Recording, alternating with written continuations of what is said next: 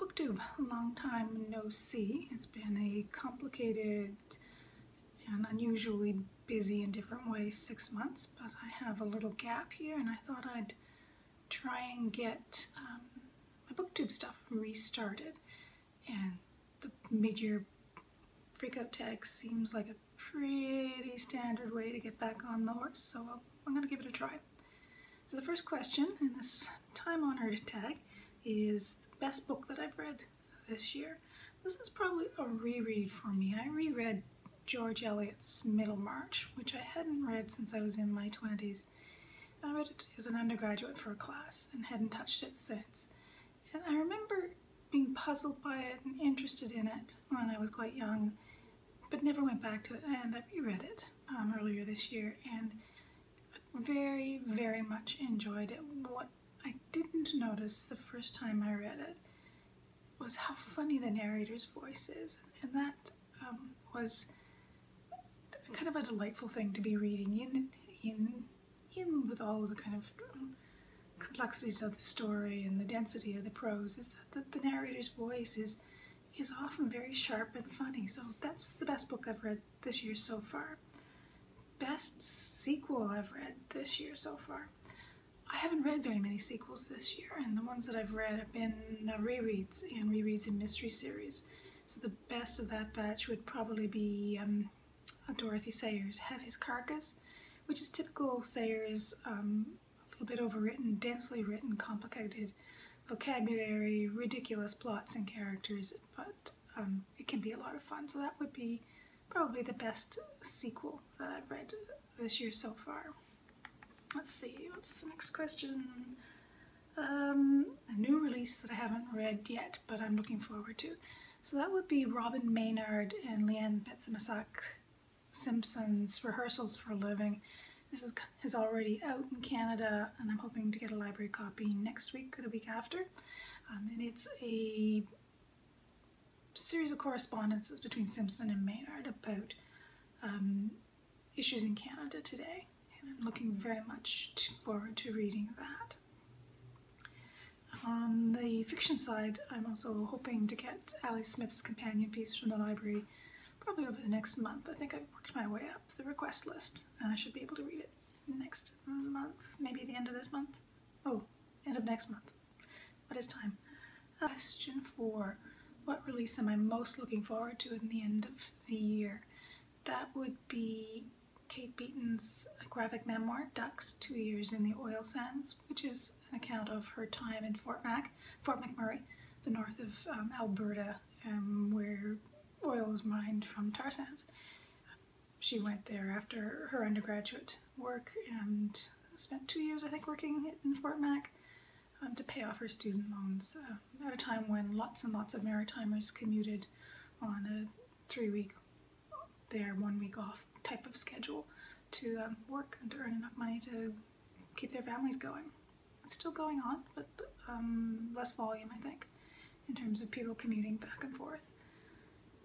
Question 5, the biggest disappointment this year. I think for me I would pick Nina Prose's The Maid.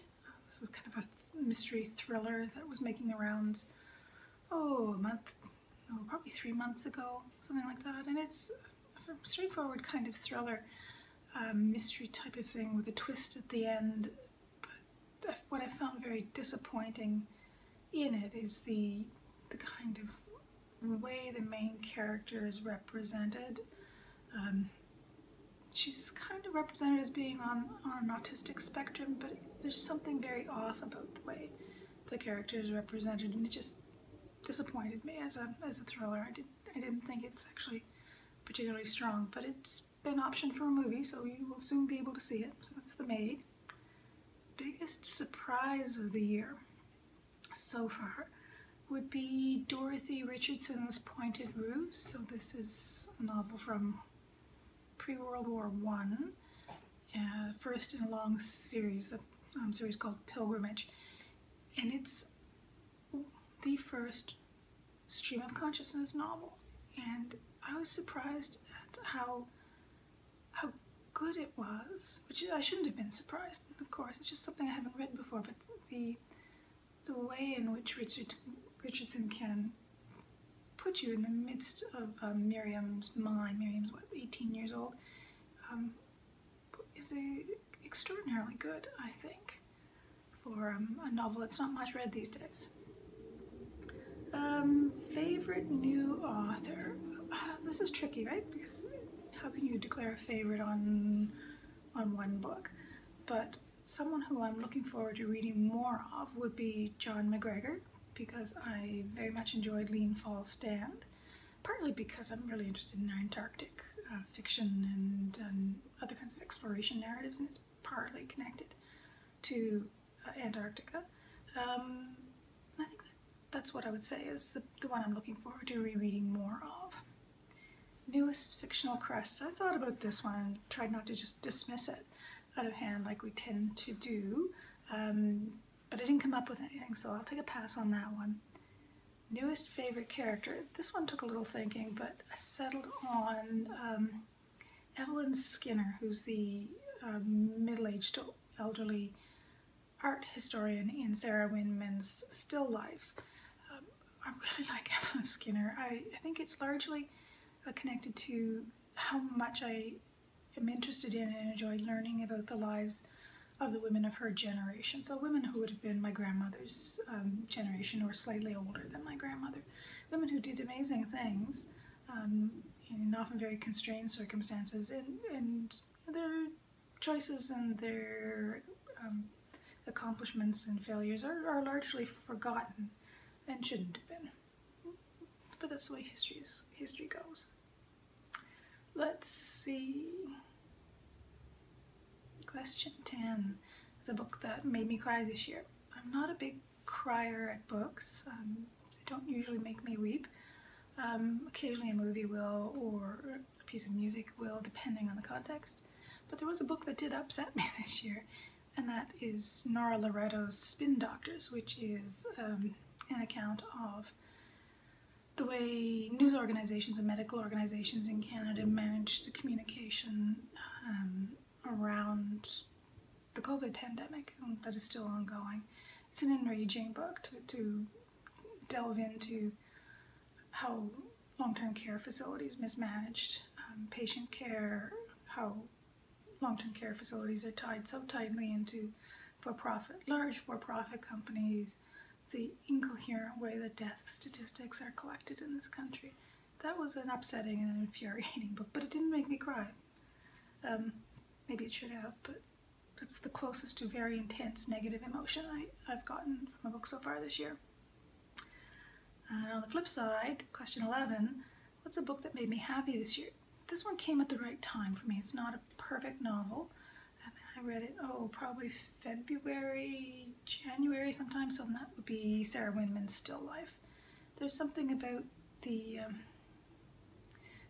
way the characters in the novel come mostly to a happy conclusion, not as simple conclusions, but happy conclusions ending complex relationships to a community and families they form. Not a perfect novel, but it made me happy in the moment. And it's one that's on my want to reread with a little bit of critical distance list. Let's see, 12th question. Most beautiful book I've acquired this year.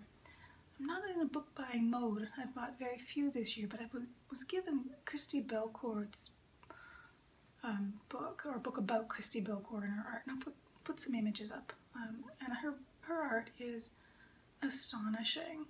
It's based on Métis beadwork, and it's usually symmetrical in form when you initially look at an image, but if you look closely enough and long enough, you'll find all of the small asymmetries, and I find the art and the book that contains it very beautiful and very happy making.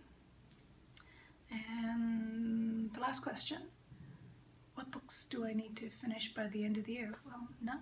It's just whatever I like. I've read for 2 rounds of the BookTube prize. I read the first round of fiction and the second round of translated fiction, but I have no other obligations for the rest of the year. So I have nothing that I need to read by the end of the year. My reading plans are in disarray. Once you put something on a reading list or a to-be-read list for me, it tends not to get read. It's puzzling kind of thing. But nothing I'm obligated to read between now and the end of the year. Only what I want to read when I want to read it, whenever I can read it. I hope you are getting to read what you want when you want, and I'll talk to you later. Bye bye.